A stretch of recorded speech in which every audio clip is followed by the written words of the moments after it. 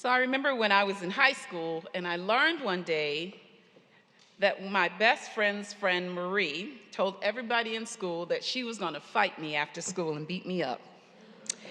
I remember I was terrified. In fact, I was actually shocked because she was taller than me, she was a year older than me, and as far as I knew, I hadn't done anything to Marie except hang out with them every day at lunchtime with our mutual friend, Wanda. And so when I asked the person who was telling me, well, why? The answer was simply, well, she just doesn't like you. She doesn't like that your friend Wanda is your friend, and besides, you're from the east side of town, and we're all from the west side. So I was on Marie's rejection list, and she simply didn't want me around. Now, fortunately, the fight never happened, thank God, but I learned that day that there are some things in life that will place you smack dab in the middle of rejection.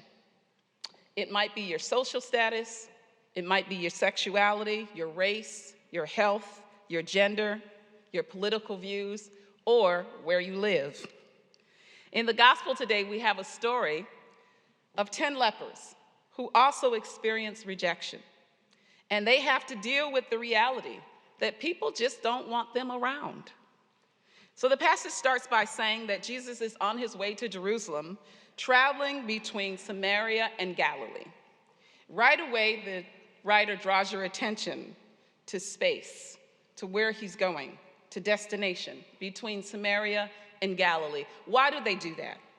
Because it is between Samaria and Galilee where you were bound to find rumors of the rejected ones, the outsiders, the marginalized ones, the lesser ones. The Jews had no dealings with the Samaritans because of historical conflict and vice versa, and the Galileans, they weren't high on the social or cultural scale either, even though Jesus was a Galilean. The authenticity of the Galilean Jews was always under suspicion by the religious and political community. Remember the shade thrown on Jesus when Philip found his brother Nathanael and said to him, "We have found whom Moses has been talking about in the Torah, Jesus of Nazareth, the son of Joseph." And Nathanael said, "Can anything good come out of Nazareth?" Philip had to coax him to come and see. But that's because of the experience of land conquer, religious intermarriage, human displacement, struggles over religious freedoms, exile and forced conversion of Gentiles to Judaism, which saturated the history of these regions. The authenticity of the people was always in question by the majority who ruled the political and religious landscape. So if you've ever felt like you were on the outside, marginalized or rejected, you know right away that there is something in this story for you. Emma Lazarus was an American poet who was asked to write a poem after the US received the Statue of Liberty as a gift from France. And she was inspired, and she wrote one of the most powerful and frequently quoted pieces that counter the notion of rejection based on one's hardships or one's struggles in life. And it ended up on a plaque at the foot of the Statue of Liberty 20 years later. It has now become the center of the immigration debate, and it's called the New Colossus. And you may remember these powerful words: "Give me your tired, your poor, your huddled masses yearning to breathe free, the wretched refuse of your teeming shore. Send these, the homeless, tempest tossed to me. I lift my lamp beside the golden door." And Jesus models this sentiment as he enters the village and encounters these 10 lepers. He understands that there is no group that's more tired, more poor, dealing with homelessness, yearning for the ability to just breathe, to be who they are, yearning for their own human dignity and respect. No other group that needs compassion and compassionate action like a leper. A group that was an outcast by society and dealing with their own mortality every single day. They were given a lesser status. And to be truthful, It was simply because they had a debilitating disease. And people didn't feel very sorry for them because the prevailing thought was that this was an act of God. And so if God did it, let God fix it. As long as they don't infect us, as long as they keep their distance, as long as they let us know when they're going to be around in our neighborhood by crying out, unclean.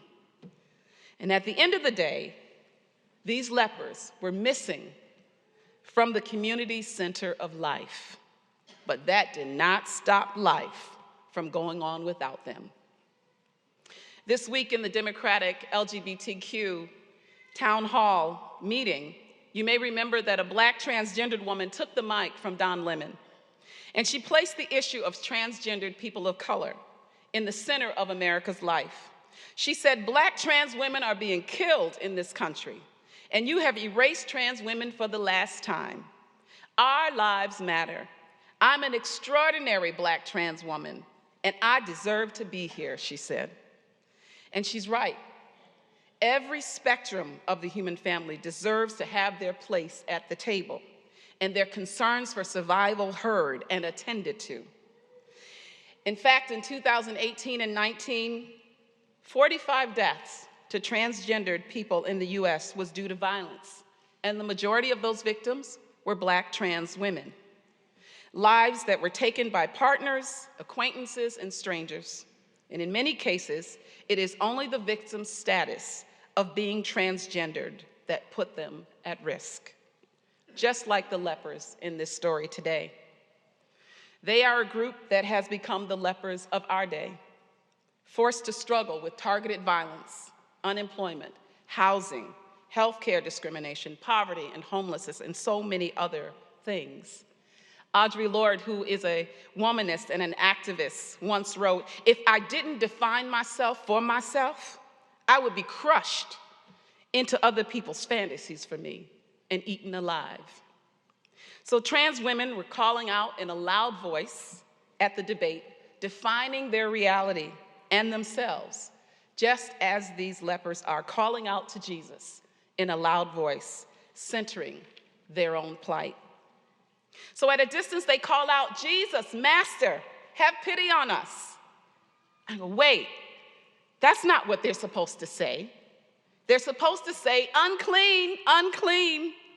So these lepers have crafted their own message. They've resisted society's script for them, just as we are called to do and to find our own truth. Sometimes you just have to find your own truth and reject the messages given to you masquerading as truth. Amen? So maybe you were told that you were not supposed to be here, or that you were an accident or a mistake, like I was. Imagine my surprise when I was in my early 20s and my mother told me that I was her unplanned change of life baby. She said, girl, you weren't even supposed to be here. And just yesterday, as I was sharing this story, a parishioner on the way out said, you know, I was born at a time when after one of my siblings had died. And he said, I grew up all my life being referred to as the replacement child. Now, that may have been the truth that they were trying to hand us. But the truth is that none of us are here by chance. We are all here by God's choosing, and so are you. If you struggle then, if wondering if you're necessary because of some negative childhood message or tape that won't stop playing in your head, turn it off like the lepers did. They understood that God was in control. They called Jesus Master. They knew that they were necessary. And if anybody could help them with the source of love that they need, and mercy and compassion and understanding, that it would be Jesus, regardless of what anybody else said about them. And so when he saw them, he said, go, show yourself to the priest. And as they went, the scripture says that they were clean. And I think to myself, nobody is doing what they're supposed to do in this passage. According to Jewish tradition, you don't go to the priest while you have leprosy. You go to the priest to validate that it's gone. You don't show up with the disease. Otherwise, it's just a waste of time. So why is Jesus telling them to do something that just doesn't make sense? How many of you ever had Jesus tell you something that just doesn't make natural sense?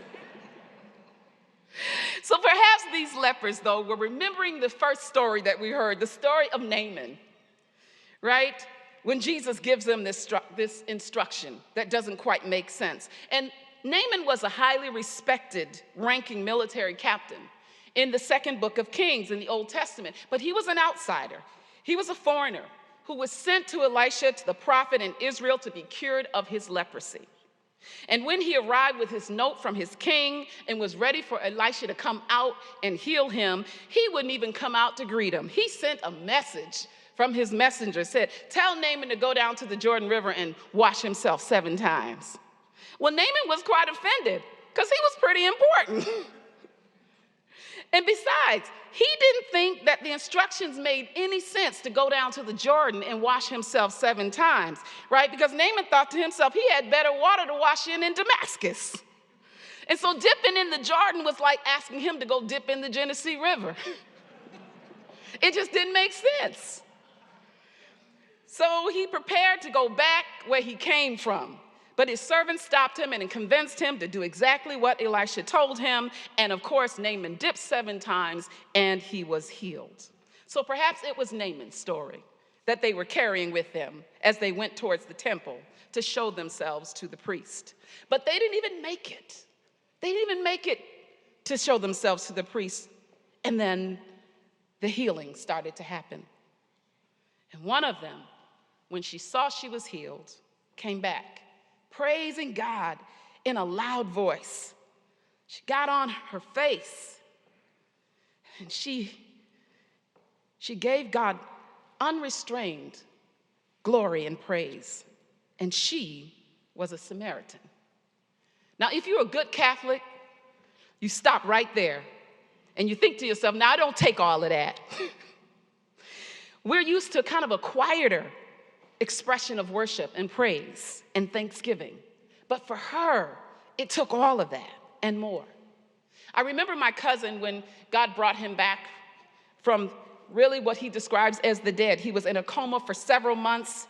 And when he finally was brought out of that coma, when everybody thought he was going to die, I remember him recounting his story and talking about what God had done for him. And he was crying and he was shouting. He was lifting his hands and he was just beside himself, giving God glory. And that's what this leper does with Jesus. She's so grateful. She wasn't like the rest. She wasn't just struggling with leprosy. She was struggling with relationship, with acceptance, with dignity, with belonging, with loss, with a sense of humanity. Everything was on the line for her. She was not only a leper struggling through these social barriers connected with her health and racial barriers and religious barriers and stigma. She was struggling with a community that had historically rejected her. Not to mention that she was a woman traveling with 9 men. She traveled together with them as a community. They were a family. They were a minion of 10. In the Jewish tradition, you needed a minion to say certain public prayers, like the prayer of grief. And there was lots, I imagine, to pray about, right? I imagine they prayed about the disease not progressing. They prayed for protection against violence. They probably prayed for comrades who had died. They appeared to have this common destiny, and they knew that they were in the same boat. And yet, as soon as they were healed, something changed. When she returns to give thanks and praise to Jesus, he asks her a question. He says, "Were not 10 healed? Where are the other 9? Has no one returned to give God praise except this foreigner?" This question haunts me. Where are the other 9? Where are they? Did they notice she was missing when they arrived to see the priest? If they did, why didn't they go back for her? Why was she back on her own as an outsider? Did her race matter again? Her religion? Her history? The story began with such hope. They were a community. They were a family. Or is this the story of our struggles in human relationship with one another? Jesus' question wasn't just about where are the other nine, but perhaps he's asking something deeper. Who is it that you are leaving behind? And who are we moving forward with? Because he knows that we have the power to decide. Abiy Ahmed Ali, an Ethiopian prime minister, was awarded the Nobel Peace Prize this week. And he was because he took over a corrupt regime that left many people behind. He decided that he didn't want to move forward without them as a leader, and so he fought illegal land grabs. He cared for displaced Somalians.